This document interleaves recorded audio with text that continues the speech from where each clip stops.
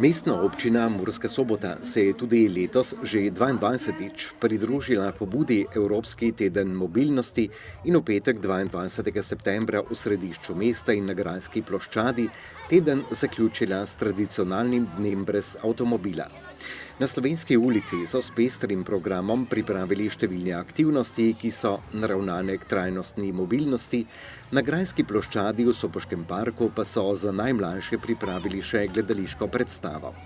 Prireditev Dan brez avtomobila je odprl podžupan mestne občine Timi Gomboc. Mestna občina Murska Sobota je sicer že v veliki meri poskrbela za umirjanje prometa in s tem posledično poskrbela za trajnostno mobilnost.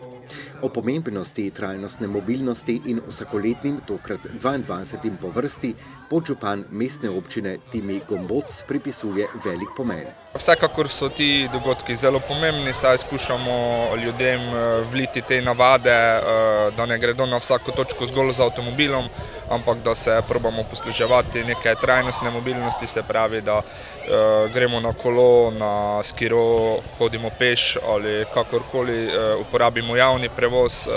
Dejansko Murska Sobota je dovolj majhno mesto, kjer lahko do vsake lokacije prijemo s kolesom ali peš. Infrastrukturno smo v zadnjih letih s projekti dosegli zelo dobro ureditev, ki je za pešce kolesarje zelo varna in zato pa želimo spodbuditi ljudi, da to tudi izkoristijo.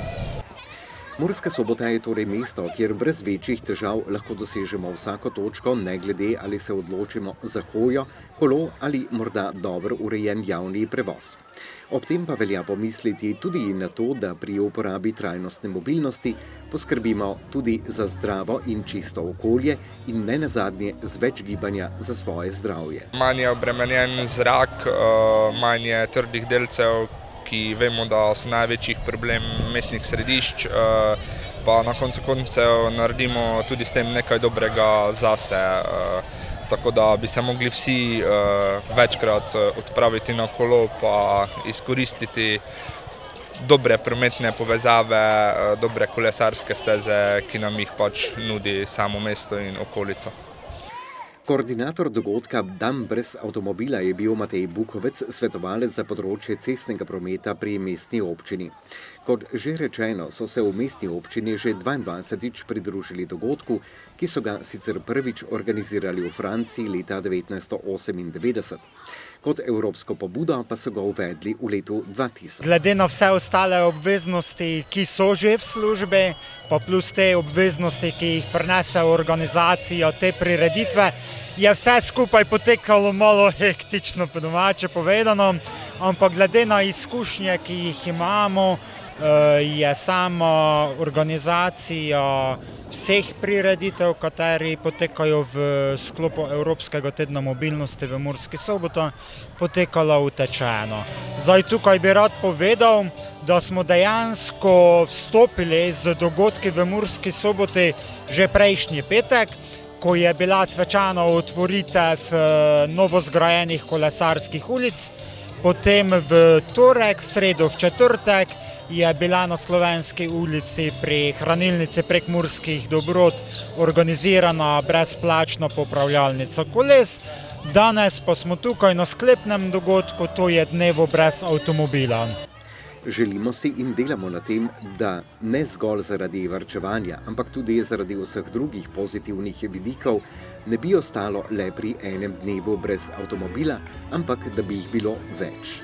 Seveda, to si želimo pravzaprav vsi. Dejansko od tega je tudi odvisno malo tempo življenja, ki nas dejansko prisili v vsakodnevno rabo avtomobila, kar po eni strani ni dobro.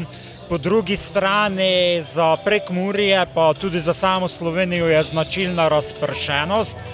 To pomeni, da so stalne linije javnih prevozov pomanjkljive in redke. Tukaj bi predvsem država morala napraviti malenkost več.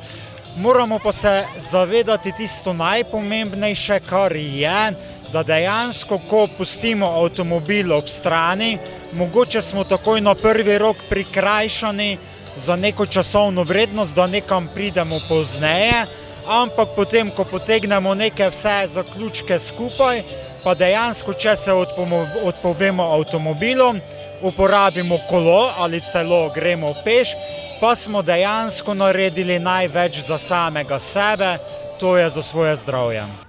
Pri tem velja dodati, da ne samo za svoje zdravje, ko imamo v mislih gibanje, ampak tudi predvsem za okolje, ki pomembno vpliva na naše zdravje.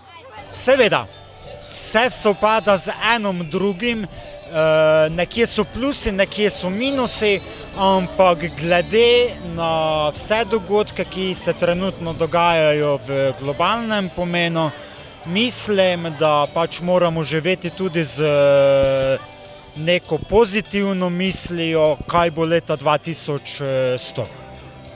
Kakšna bo prihodnost, seveda ni zanemarljiva, kajti s trajnostno mobilnostjo bomo vsaj do določene mere udejanili rek, da imamo ta planet le v posojo in ne v trajno last.